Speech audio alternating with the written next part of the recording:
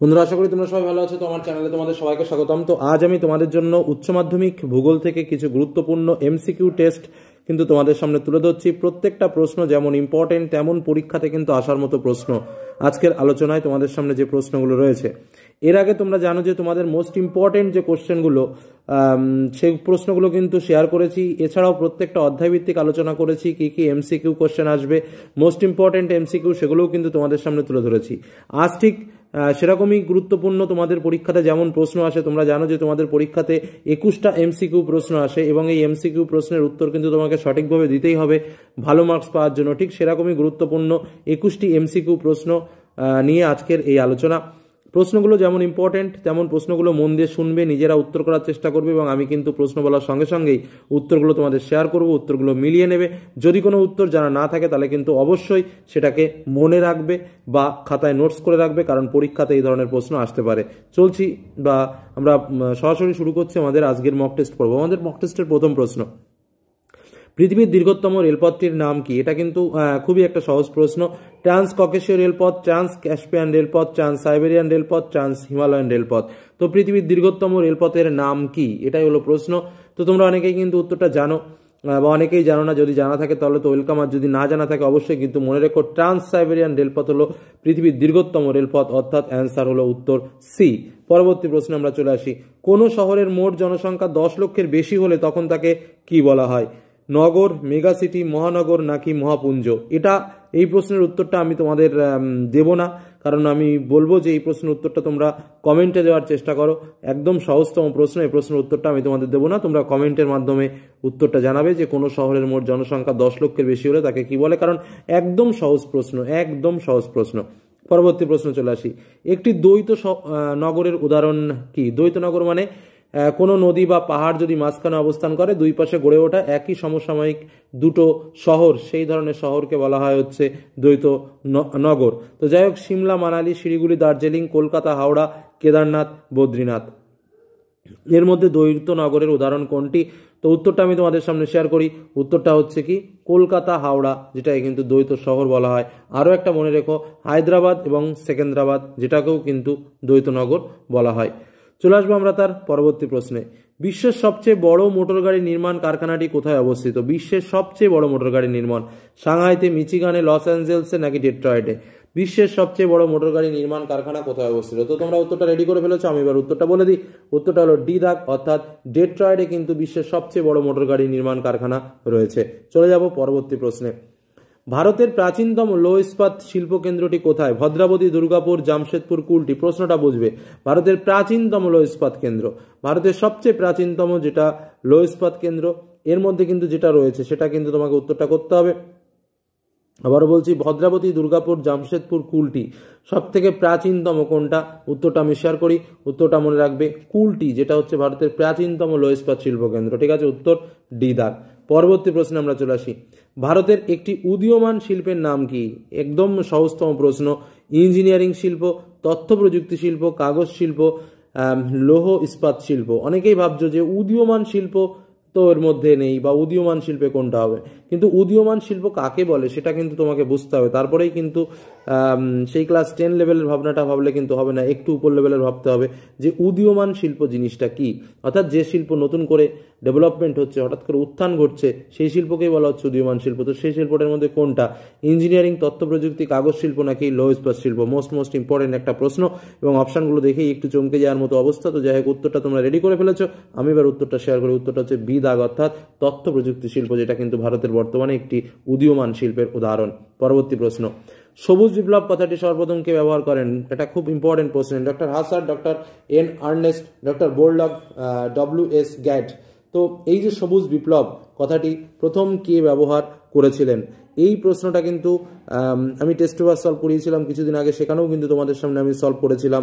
কারণ আমি তোমাদের বলেছিলাম যে বোল্ডগ একটা কথা বলেছিলেন, তারপর এম এস স্বামীনাথন একটা জায়গায় দাঁড়িয়েছিলেন, এবং আর একটা ব্যক্তি যিনি কিন্তু এই সবুজ বিপ্লব কথাটা সর্বপ্রথম ব্যবহার করেছিলেন। তো তার নামের উত্তরটা আমি বলে দিই। উত্তরটা হচ্ছে WS গ্যাড, যিনি কিন্তু সবুজ বিপ্লব কথাটা সর্বপ্রথম ব্যবহার করেছিলেন। এটা কিন্তু আমি কিছুদিন আগেই যখন তোমাদের জন্য টেস্ট পেপার সলভ করিয়েছি সেখানেও কিন্তু আমি তোমাদের বলেছি প্রশ্নটা। পরবর্তী প্রশ্নে চলে আসি। মৌসুমী জলবায়ু অঞ্চলে শীতকালীন ফসলকে কি বলা হয়? খারিফ শস্য, দানা শস্য, রবি শস্য নাকি তৈলবীজ শস্য? এটা কিন্তু খুব সুন্দর একটা প্রশ্ন। শীতকালীন ফসলকে কি বলা হয়? এটা কিন্তু তোমাদের বারবার বলেছি, এটা কিন্তু সবসময় মনে রাখতে যে শীতকালীন ফসলকে কি বলা হয়, গ্রীষ্মকালীন ফসলকে কি বলা হয়, যখন বর্ষাকালের ফসলকে কি বলা হয়, কারণ এইসব প্রশ্ন কিন্তু জানতে হবে। অপশন কি কি রয়েছে দেখো, খারিফ শস্য, দানা শস্য, রবি শস্য, তৈলবীজ শস্য। তো এর মধ্যে কোনটা উত্তর?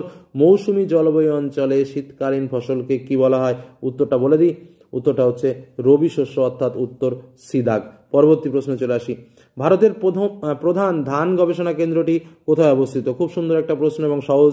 কটকে, চুঁচুড়ায়, পুষায় নাকি ভুবনেশ্বরে? ভারতের প্রধান ধান গবেষণা কেন্দ্রটি কোথায় অবস্থিত? আমি উত্তরটা শেয়ার করি, উত্তরটা হচ্ছে এ দাগ, অর্থাৎ কটকে অবস্থিত। পরবর্তী প্রশ্নে চলে আসি। প্রথম রেড ডেটা বুক প্রকাশিত হয় কবে? 1985, 1992, 1963 নাকি 2001 খ্রিস্টাব্দে? প্রথম রেড ডেটা বুক প্রকাশিত হয় কবে? খুব ইম্পর্টেন্ট একটা প্রশ্ন, ইম্পর্টেন্ট একটা উত্তর। তো আমি উত্তরটা শেয়ার করি, তোমরা নিশ্চয়ই এতক্ষণ রেডি করে ফেলেছো। উত্তরটা হচ্ছে সি দাগ, অর্থাৎ 1963 সালে কিন্তু প্রথম রেড ডেটা বুক প্রকাশিত হয়েছিল। পরবর্তী প্রশ্ন জীবমণ্ডল থেকে।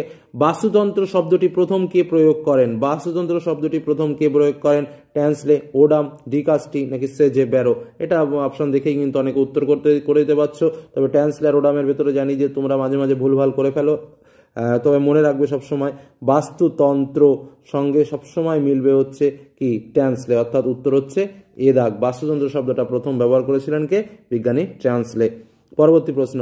বায়ু সঞ্চালন সম্পর্কিত ত্রিকোষ মডেল উপস্থাপন করেন কে? ত্রিকোষ মডেল, ফেরেল সেল, পোলার সেল, হ্যাডলি সেল, যেটা মূল কথা, সেই ত্রিকোষ তত্ত্ব কে উপস্থাপন করেছিল? হ্যাডলি, পলম্যান, বার্কনেস নাকি রসবি? খুব ইম্পর্টেন্ট একটা প্রশ্ন আমাদের। তো এটার উত্তর কি হবে? এই যে ত্রিকোষ তত্ত্ব কে স্থাপন করেছিলেন? এই ত্রিকোষ তত্ত্ব স্থাপন করেছিলেন, উত্তরটা বলে দিই, উত্তর হচ্ছে বি দাগ, অর্থাৎ পলম্যান। বায়ুর সঞ্চালন সম্পর্কিত ত্রিকোষ তত্ত্ব উপস্থাপন করেন কে? পলম্যান। পরবর্তী প্রশ্নে আমরা চলে আসি। উত্তর আমেরিকার তৃণভূমি কি নামে পরিচিত? একদম সহজ একটা প্রশ্ন। স্টেপ, পম্পাস, প্রেইরি নাকি ভেল্ড? তো উত্তরটা তোমরা বেশিরভাগ ছাত্রছাত্রী জানো, তবুও আমি তোমাদের বলে নিই, উত্তর আমেরিকার তৃণভূমি কিন্তু প্রেইরি নামে পরিচিত, অর্থাৎ উত্তর হচ্ছে সি দাগ। উত্তর কি? সি দাগ, অর্থাৎ উত্তর প্রেইরি। পরবর্তী প্রশ্নে চলে আসি। মাইক্রোথার্মস শ্রেণীর উদ্ভিদ পাওয়া যায় কোন অঞ্চলে? নিরক্ষীয় অঞ্চলে, ক্রান্তীয় অঞ্চলে, নাতিশীতোষ্ণ অঞ্চলে নাকি তুন্দ্রা অঞ্চলে? মাইক্রোথার্মস জাতীয় উদ্ভিদ কোথায় পাওয়া যায়? নিরক্ষীয়, ক্রান্তীয়, নাতিশীতোষ্ণ, তুন্দ্রা। তো মাইক্রোথার্মস মানে কি? বেশি উষ্ণ নয়, এটা তো বুঝতেই পারছো। তাহলে নিরক্ষীয় হবে না, ক্রান্তীয় নয়, আবার বেশি উষ্ণ নয় মানে তুন্দ্রাও হবে না। তাহলে কি হবে? উত্তরটা তো বোঝাই যাচ্ছে, উত্তরটা কি হওয়ার কথা, অর্থাৎ নাতিশীতোষ্ণ অঞ্চলে। পরবর্তী প্রশ্ন। ফেরাস অক্সাইড ফেরিক অক্সাইডে পরিণত হয় যে রাসায়নিক প্রক্রিয়ার মাধ্যমে? ফেরাস অক্সাইড ফেরিক অক্সাইডে পরিণত হলে কি হয়? এটা তো বুঝতেই পারছো, এক্ষেত্রে কি হয়? জারণ প্রক্রিয়া ঘটে থাকে। আর জারণ প্রক্রিয়া ঘটে থাকা মানে উত্তরটা কি? অক্সিডেশন, হাইড্রেশন, কার্বনেশন নাকি হাইড্রোলিসিস? কোনটা উত্তর হবে? উত্তরটা স্বাভাবিকভাবে কি হবে? উত্তরটা হচ্ছে অক্সিডেশন, অর্থাৎ উত্তর এ দাগ। পরবর্তী প্রশ্ন চলে আসি। গ্লেজিয়েশন প্রক্রিয়ায় বেশি কার্যকারী হয় জারণ, বিজারণ, জল যোজন নাকি অঙ্গার যোজন? প্রশ্নটা একটুখানি বুঝতে হবে। গ্লেজিয়েশন প্রক্রিয়াটা কোথায় হয় সেটা কিন্তু আগে বুঝতে হবে। জলাসুক্ত জমিতে জলের পরিমাণটা বেশি থাকে, সেই জায়গায় কিন্তু গ্লেজিয়েশন হয়। তো জলের পরিমাণ বেশি থাকলে সেখানে কি হয়? ওটুর পরিমাণ কম থাকে। তাহলে ওটু যদি কম থাকে, অক্সিজেন যদি কম থাকে, তাহলে সেখানে কি হবে? জারণ নিশ্চয়ই হবে না, এটা কিন্তু পরিষ্কার। তাহলে কি হতে পারে? তো যাই হোক, উত্তরটা আমি এবার শেয়ার করি। উত্তরটা হচ্ছে কি? বি দাগ, অর্থাৎ বিজারণ প্রক্রিয়া কিন্তু সেখানে বেশি কার্যকারী হয়। পরবর্তী প্রশ্ন। কোন মাটিকে ভৌত শুষ্ক মাটি বলা হয়? ভৌত শুষ্ক মাটি, প্রশ্নটা বুঝতে হবে। পলি, বালি, কাদা, দোআঁশ, কোন মাটিকে ভৌত শুষ্ক মাটি বলা হয়? খুব ইম্পর্টেন্ট প্রশ্ন, তোমরা কিন্তু এতক্ষণে আশা করি রেডি করে ফেলেছো।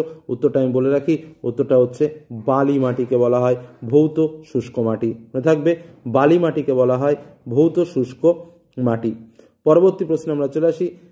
দেখো, যে প্রক্রিয়ায় ক্ষয়জাত পদার্থের সঞ্চয় ও পুঞ্জীভবন হয়, এটা কিন্তু মানে কি বলবো, একদম মানে খুবই খুবই সহজ প্রশ্ন। পঞ্জীভূত হয় মানে কি? ক্ষয়জাত পদার্থের সঞ্চয় হচ্ছে, সঞ্চয় হচ্ছে মানে কি? এক জায়গায় ধীরে ধীরে ধীরে ধীরে জমছে। জমা মানে কি? জমা মানেই হচ্ছে উচ্চতা বৃদ্ধি পাচ্ছে। এটা বেস লেভেল ছিল, জমতে জমতে জমতে কি হয়? উচ্চতাটা বেড়ে যায়। তাহলে উচ্চতা যদি কোনো অংশের ক্রমাগত বাড়তে থাকে, তখন তাকে আমরা কি বলি? কোন প্রক্রিয়া বলি? আরোহণ, ধস, অবরোহণ, ধস, আরোহণ, আবহবিকার। কোনটা বলি?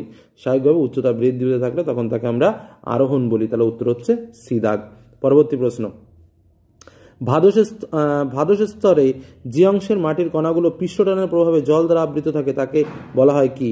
কৌশিক স্তর, সম্পৃক্ত স্তর, অসম্পৃক্ত স্তর, নাকি এদের কোনোটি নয়? ভাদশ স্তর। তো ভাদশ স্তর উদ্ভিদ জমছে, এই যে ভাদশ স্তর আমাদের, তাহলে এইখানে যে মাটির কণাগুলো পৃষ্ঠটানের প্রভাবে যেটা থাকে, যেটাকে আমরা বলছি অনুস্রাবণ প্রক্রিয়া, যেটা আমরা বলি যে এখানে জমে থাকে, অনুস্রাবণ প্রক্রিয়ায় সহায়তা করে, তাকে কোন স্তর বলা হয়? কৌশিক স্তর, সম্পৃক্ত স্তর, অসম্পৃক্ত স্তর, নাকি এদের কোনোটিই নয়? তো উত্তরটা তোমরা জানো অলরেডি, বেশিরভাগ ছাত্রছাত্রী জানো, তো আমি উত্তরটা বলে দিই। উত্তর হচ্ছে এদাগ অর্থাৎ কৌশিক স্তর। চলে আসবো আমরা আমাদের পরবর্তী প্রশ্ন। কাস্ট অঞ্চলে দ্রবণ কার্যের ফলে গঠিত সুড়ঙ্গ মুখকে কি বলা হয়? একদম সহজ প্রশ্নটা, খুবই সহজ। দ্রবণ কার্যের ফলে গঠিত সুড়ঙ্গ মুখ, সুড়ঙ্গের যে মুখটা রয়েছে, সুড়ঙ্গ একদিক দিয়ে উঠলো একদিক দিয়ে ঢুকলো, তাহলে এই যে মুখটা, সেই মুখটাকে কি বলা হয়? গ্রাইক, পোনর, সোয়ালো হোল, নাকি হামস? তো একদম সহজ প্রশ্ন এবং স্বাভাবিকভাবে উত্তরটাও সহজ, আমি শেয়ার করি। উত্তরটা হচ্ছে সিদাগ অর্থাৎ সোয়ালো হোল। উত্তরটা কি? সিদাগ অর্থাৎ সোয়ালো হোল। পরবর্তী প্রশ্ন এবং আমাদের আজকের মক টেস্টের লাস্ট প্রশ্ন। ভূমিরূপ হলো ভূগঠন প্রক্রিয়া ও পর্যায়ের ফলশ্রুতি, এই ধারণাটির প্রবর্তন করেন কে? হ্যাক, পেঙ্ক, কিং, নাকি ডেভিস? তো স্বাভাবিকভাবে আমরা জানি যে ভূমিরূপ গঠন প্রক্রিয়া পর্যায়ের ফলশ্রুতি, এটা হলো ডেভিসের বিখ্যাত উক্তি, অর্থাৎ উত্তর হচ্ছে কার? WM ডেভিসের। তো এই হলো আজকের মক টেস্ট পর্ব। কটা প্রশ্নের উত্তর তোমরা পারলে সেটা কিন্তু অবশ্যই কমেন্ট বক্সের মাধ্যমে দেবে, আমরা দেখবো যে কে কটা উত্তর পারলো। আর এই টাইপের মক টেস্ট যদি তোমাদের ভালো লেগে থাকে অবশ্যই কমেন্ট বক্সে বলো, চেষ্টা করবো আরও মক টেস্ট তোমাদের সামনে তুলে ধরার। আর ক্লাসগুলো মন দিয়ে করো, উপকারে লাগবে। এই বলে আজকে আলোচনা শেষ করলাম। ভালো থেকো, সুস্থ থেকো, সাবধানে থেকো, ধন্যবাদ।